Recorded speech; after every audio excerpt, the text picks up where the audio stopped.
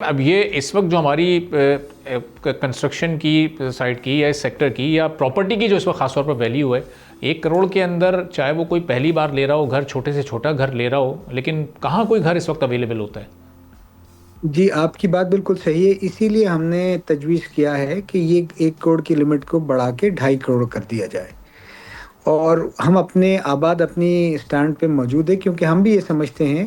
کہ جس حساب سے کنسٹرکشن مٹیریل کی قیمتیں بڑھی ہیں، اب اور انفلیشن پاکستان میں ہوا ہے، اب ممکن نہیں ہے کہ 1-2 کمروں کا بھی فلیٹ یا دو انسان اس پرائز میں لے سکے، کیونکہ ایک ایوریج فیملی سائز ہے 5 لوگوں کی، میاں بیوی ہیں، بچے ہیں اور ان کے ماں باپ ہیں، تو 3 بیڈ روم کا تو فلیٹ کسی کو بھی چاہیے ہوگا یا مکان چاہیے ہوگا۔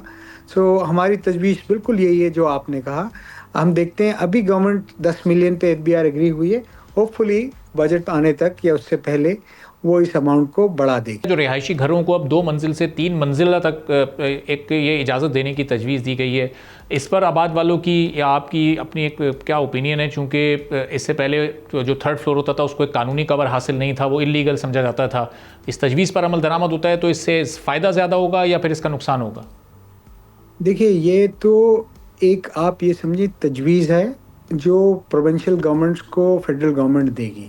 اب پروونشل گورنمنٹ اپنے لاز کو مد نظر رکھتے ہوئے اس پہ عمل درآمد کرے گی۔ ابھی دیکھنا ہے کہ کون سی گورنمنٹ کہاں تک عمل درآمد کرتی ہے،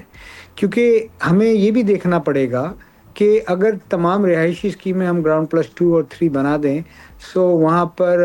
ڈینسٹی کی کیا عالم ہوگا، وہاں پر سیوریج کا، پانی کا، وہاں پر نکاسی کا کیا انتظام ہوگا، وہاں پر پارکنگ کا کیا نظام ہوگا۔ تو یہ چونکہ پروونشل سبجیکٹ ہے، یہ وہ وہاں سے ایڈوائز کریں گے، پھر پروونسز اپنی ٹاؤن پلاننگ کو دیکھتے ہوئے اس پہ فیصلہ کریں گے۔